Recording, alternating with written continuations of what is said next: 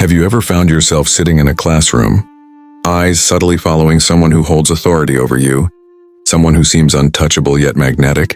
Maybe it's a gentle smile, a voice that lingers in your mind, or a rare moment when they acknowledge you that sparks something unexpected. Why do some people develop crushes on their teachers?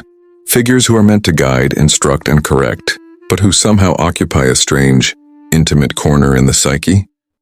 At first glance, it might seem trivial. Just a fleeting adolescent infatuation, a harmless crush. But if we pause and reflect, there's more here than meets the eye. This fascination is layered with complex psychological threads: admiration, projection, desire for approval, the thrill of boundaries, and the yearning for connection with someone who embodies knowledge, experience, and authority. It's a space where the conscious mind and subconscious desires quietly collide. Imagine a student, Chloe, a high school junior, who notices her teacher's subtle quirks. The way he explains a difficult concept with patience, the way he laughs, not just at jokes, but at moments of genuine humanity in the classroom.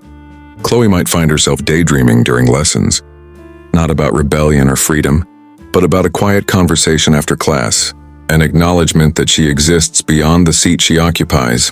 These moments feel small but emotionally potent because they touch something deeper than surface attraction. They touch the human desire to be seen and valued. Similarly, consider Jackson, a teenage boy in his senior year. He observes how his history teacher encourages debate, challenges ideas, and treats every student's voice with respect. Jackson feels drawn to that combination of authority and empathy. He begins to admire not just the teacher's knowledge, but the way he inspires confidence in others. The admiration slowly takes on a subtle emotional tint, a quiet fascination that blurs the line between respect and romantic intrigue. Psychologists call this a form of transference, a phenomenon where feelings originally directed toward one figure, often a caregiver, are unconsciously redirected toward another. In the case of a teacher crush, the teacher becomes a canvas onto which admiration, respect, and longing are projected. For many, a teacher embodies the ideal of guidance, wisdom, and protection, qualities we seek in our formative years. But here's the paradox. The person who inspires these feelings is also a figure of authority, someone whose world is separate from ours. This tension, the pull between admiration and unattainability, is what makes the crush so emotionally intense. Let's consider another angle, the psychology of idealization. When we crush on someone in a position of authority, we often focus not on who they truly are, but on what they represent to us. Maybe it's competence we wish we had, confidence we aspire to, or the safety of someone who seems to have it all together. Suddenly, attraction isn't just about romance, it's about aspiration, longing, and the subconscious desire to bridge the gap between our current selves and our ideal selves. Every compliment, every glance, every moment of attention becomes amplified, charged with layers of meaning that are more about what we feel we're missing than about the teacher themselves. And yet there's another layer that many people don't acknowledge: the thrill of boundaries. Attraction often blooms most vividly in spaces where the stakes are forbidden or socially complicated. The teacher-student dynamic is inherently structured, hierarchical, and bounded by rules. Paradoxically, these very limitations can intensify the feelings, because humans are wired to notice what is out of reach, to crave what feels unattainable. It's not simply about the person. It's about the emotional tension, the subtle electricity of something both exciting and off-limits, but it's not all daydreams and whispered fantasies. Crushes on teachers often come with inner conflict. There's guilt. I shouldn't feel this way. It's inappropriate. There's shame. I must be silly or immature. And sometimes there's confusion. Why do I feel this so strongly when I don't even know them outside the classroom? These conflicting emotions can leave someone trapped in introspection, questioning their own emotional authenticity. Are these feelings real? Or are they just the mind playing tricks on itself? The answer psychologically is that both can be true. Human emotions are rarely pure. They are mixtures of longing, admiration, projection, and curiosity. Consider the quiet intensity of a student's mind during these crushes.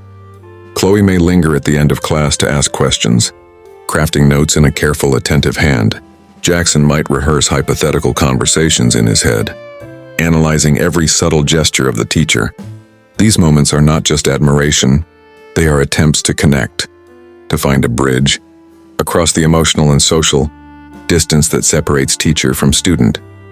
Even the mind, in its private reflections, might imagine scenarios that are impossible in reality, as though imagination itself compensates for the limitations of life. And herein lies a profound insight. These crushes are not merely about desire, they are about human yearning for recognition and understanding. We all want to feel seen, understood, and valued. In adolescence, when the world often feels vast and unmanageable, a teacher can become the symbolic figure who embodies those qualities. The attraction is both personal and universal, a mirror reflecting our need for connection and the longing to encounter someone who validates our emerging self. Even more fascinating is the duality of perception. We may see a teacher as both a human being and an idealized figure. On one hand, they are fallible, they make mistakes, show frustration, or have their own quirks.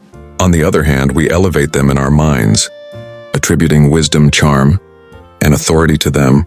This contrast, appearance versus reality, creates a rich emotional tension, where admiration and reality coexist uneasily. It's in this tension that the psyche learns, reflects, and grows, even if the feelings themselves remain unspoken or unresolved. The irony, and perhaps the lesson, is that these crushes often teach more about the person experiencing them than about the teacher. They reveal what someone values, what they seek in relationships, and how they process admiration, longing, and emotional boundaries. The feelings may fade, change, or transform, but the inner journey, the introspection, the emotional awareness, the questions of ethics and desire remains. So the next time someone asks, "Why did I ever have a crush on my teacher?" the answer isn't simple. It's not just biology or adolescent hormones or infatuation. It's a delicate, intricate dance between admiration, longing, idealization, and the human need to be seen. It's about understanding the self in relation to someone who exists as both a person and a symbol. It's about the quiet, reflective moments when we confront the paradox of desire, authority, and connection, and realize that what we feel in secret may carry echoes of our deepest human truths. If part 1 explored the origin of teacher crushes, the psychological layers of admiration, idealization, and longing, and so we return to the question we began with: why do people crush on their teachers? Perhaps the answer is simpler yet more profound than we imagine. We crush on them because they awaken something within us, a desire for growth, recognition, and understanding, because they reflect qualities we aspire to embody, because the emotional tension between admiration and boundary teaches us resilience, empathy, and self-awareness, and because in the quiet reflections of the mind and heart, we discover that human attraction is never just about the other person. It is always, ultimately, about the journey inward, toward understanding ourselves. In the end, perhaps the most important lesson is this: crushes, no matter how fleeting or impossible, are mirrors. They show us our desires, illuminate our values, and invite us to engage with the subtle, often messy, beauty of human emotion. They remind us that longing, reflection, and introspection are not weaknesses, but essential threads in the fabric of human growth. And if we pay attention, even the most secretive, unspoken feelings can leave us wiser, more compassionate, and more attuned to the delicate complexity of the human heart.